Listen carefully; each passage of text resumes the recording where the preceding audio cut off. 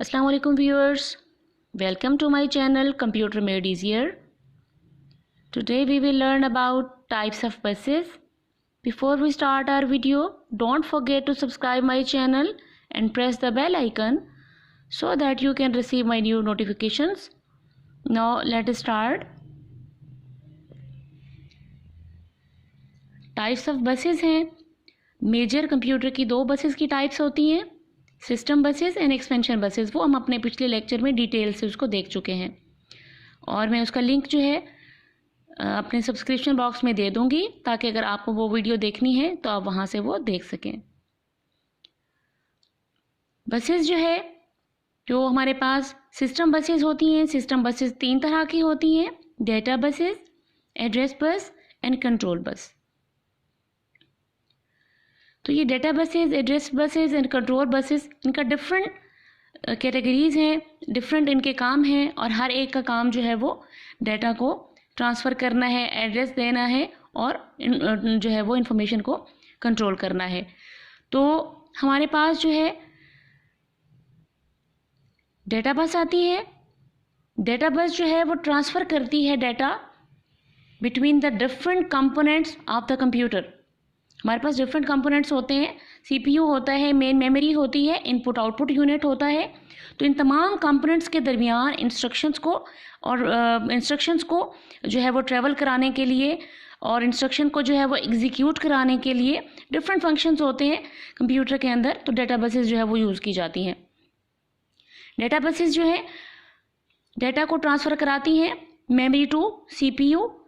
ये इनका काम ये होता है कि ये इंस्ट्रक्शंस को जब एग्जीक्यूट कराना होता है तब जो है डाटा को ट्रांसफ़र कराती हैं। इसके अलावा ये मेमोरी और इनपुट आउटपुट यूनिट के दरमियान भी डिफरेंट जो ऑपरेशंस परफॉर्म हो रहे होते हैं उनके लिए भी जो है ये यूज़ होती हैं।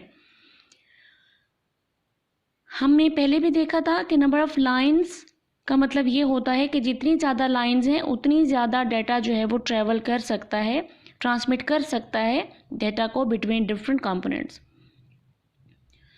और हमारे पास जो है अगर जितनी ज़्यादा लाइंस होंगी उतना ही ज़्यादा डाटा जो है वो ट्रैवल होगा। इसका मतलब ये है कि अगर हमारे पास 32 लाइंस हैं तो इट मीन्स कि 32 बिट्स ऑफ डाटा जो है वो ट्रैवल कर सकता है। और अगर 64 लाइंस हैं तो इट मीन्स कि 64 बिट्स ऑफ डाटा जो है वो ट्रैवल कर सकता है। इसके अलावा जो डाटा बसेस होती हैं वो बाई डायरेक्शनल होती हैं। बाई डायरेक्शनल का क्या मतलब है कि ये CPU to memory and memory to CPU read भी कर सकती हैं और फिर राइट भी करा सकती हैं डाटा को, कि सीपीयू जो है वो मेमोरी से डाटा को रीड कर सकता है। सीपीयू क्या कर सकता है, मेमोरी से डाटा को रीड कर सकता है और सीपीयू राइट भी करा सकता है मेमोरी पर डाटा। तो ये हमारा बाई डायरेक्शनल हो गया। उसके बाद हमारे पास आती हैं एड्रेस बस।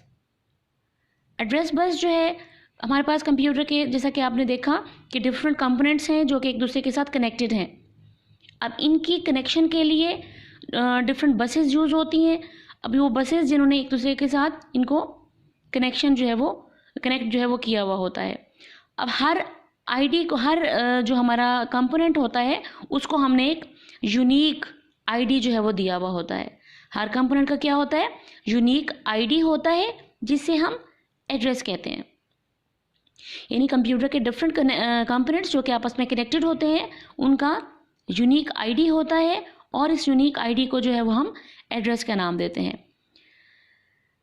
अब अगर फ़र्ज़ करें एक जो है कंपोनेंट वो दूसरे के साथ कम्युनिकेट करना चाह रहा है, उसको जो है इंस्ट्रक्शन सेंड करना चाह रहा है, तो इसके लिए वो क्या करेगा, दूसरे का एड्रेस यूज़ करेगा। लाइक आप किसी के साथ, आप नॉर्मल लाइफ में भी अगर किसी को कम्युनिकेट करना चाह रहे हैं, किसी को ईमेल भेजना चाह रहे हैं या किसी को लेटर भेजना चाह रहे हैं, तो उसके लिए क्या होता है कि आपके पास एड्रेस होता है। सेम डिफरेंट कंपोनेंट्स क्या करते हैं, अगर एक दूसरे के साथ कम्युनिकेट करना है तो वो एड्रेस को यूज़ करते हुए जो है वो डाटा को एक दूसरे के दरमियान जो है वो ट्रैवल करवाते हैं। तो इसके लिए जो है वो हमारे पास जो एड्रेस बस होती है वो यूनी डायरेक्शनल होती है, unlike data bus. Data bus आपकी बाई डायरेक्शनल होती है, लेकिन ये जो है वो आपकी यूनी डायरेक्शनल होती है कि इसमें सिर्फ एक डायरेक्शन में डाटा जाता है और वो है कि मेमोरी लोकेशन से माइक्रो प्रोसेसर को जो है वो मतलब माइक्रो प्रोसेसर से हमने क्या करना होता है, डेटा मेन मेमोरी को भेजना होता है। It means it carries address of memory location from microprocessor to the main memory, के माइक्रो प्रोसेसर से सीपीयू से मेन मेमोरी को जो है वो उसका एड्रेस जो है वो लेके जाता है। अब इसमें भी नंबर ऑफ़ लाइंस पे डिपेंड करता है, उसकी कैपेसिटी कि डेटा को कितना जो है वो कितनी एड्रेसिंग हो सकती है किसी एक कंपोनेंट की। तो इसका मतलब ये है कि फ़र्ज़ करें हमारे पास 32 बिट का जो है वो एड्रेसिंग है, एड्रेसेस हैं, तो इसका मतलब ये है कि 32 बिट्स अगर मेमोरी ऑक्यूपाई की हुई है फॉर एड्रेसेस, तो 4 GB फिज़िकल मेमोरी जो है ये ऑक्यूपाई करेगा। यानी 32 बिट्स के लिए क्या, 32 बिट डाटा है तो ये क्या करेगा, 4 GB जो है वो ऑक्यूपाई करेगा फिज़िकल मेमोरी का फॉर द एड्रेस पर्पज़। उसके बाद हमारे पास थर्ड टाइप जो आती है वो होती है कंट्रोल बसेस। कंट्रोल बसेस क्या करती हैं, कंट्रोल बसेस जो हैं वो ट्रांसमिट करती हैं डिफरेंट कमांड्स को और कंट्रोल सिग्नल्स को एक कंपोनेंट से दूसरे कंपोनेंट तक। यानी इनका काम क्या होता है, to transmit the commands or control signals from one component to another component. क्या करती हैं, सिग्नल्स को ट्रांसमिट कराती हैं एक कंपोनेंट से दूसरे कंपोनेंट को। हमारे पास फ़र्ज़ करें सीपीयू जो है वो मेमोरी से डाटा रीड कराना चाह रहा है, या फिर ये है कि डाटा को जो है वो मेमोरी से डाटा को मेमोरी पर राइट करवाना चाह रहा है। तो इसके लिए जो वो कमांड्स भेजेगा वो मेमोरी रीड की कमांड होगी या फिर मेमोरी राइट की कमांड होगी। तो ये डिफरेंट जो है वो कमांड्स होती हैं। कंट्रोल बसेस जो है इन कमांड्स को यूज़ करके जो है वो डाटा को प्रोसेस कर रहा होता है। इसके अलावा जो है वो इन कमांड्स के अलावा कुछ कंट्रोल सिग्नल्स भी होते हैं जिन्हें हम एसी केस या एक्नॉलेजमेंट्स कहते हैं, एक्नॉलेजमेंट सिग्नल्स कहते हैं। वो जो है कंट्रोल बसेस यूज़ करते हैं, ट्रांसमिट करते हैं। तो जो कंट्रोल सिग्नल्स होते हैं वो दो तरह की हमारे पास होती हैं, यानी ये टाइमिंग इन्फॉर्मेशन और कमांड सिग्नल्स पर बेस कर रहे होते हैं। टाइमिंग इन्फॉर्मेशन क्या होती है कि specifies the time for device to use data and address bus. ये क्या कर रहे होते हैं, असल में वो टाइम स्पेसिफाई करते हैं कि डिवाइस ने कब, किसी डिवाइस ने कब डेटा को और एड्रेस बस को यूज़ करना है। तो ये टाइमिंग इन्फॉर्मेशन आ जाती है कंट्रोल सिग्नल के अंदर। और दूसरा जो है वो कमांड सिग्नल होते हैं, इसमें ये देखना होता है कि किस तरह के ऑपरेशंस जो है वो परफॉर्म होंगे, हमारे जो प्रोसेसर है वो किस किस्म के जो है वो ऑपरेशंस जो है परफॉर्म करेगा। सपोज सीपीयू जो है वो कमांड्स देना चाह रहा है मेन मेमोरी को टू राइट द डाटा, तो ये क्या करेगा, मेन मेमोरी जो है वो एक्नॉलेजमेंट सेंड करेगी सीपीयू को जब वो ऑपरेशन कंप्लीट हो जाएगा। यानी जब डाटा राइट हो जाएगा तो मेमोरी क्या करेगी, मेमोरी जो है वो एक्नॉलेजमेंट सिग्नल जो है वो सेंड करेगी सीपीयू को।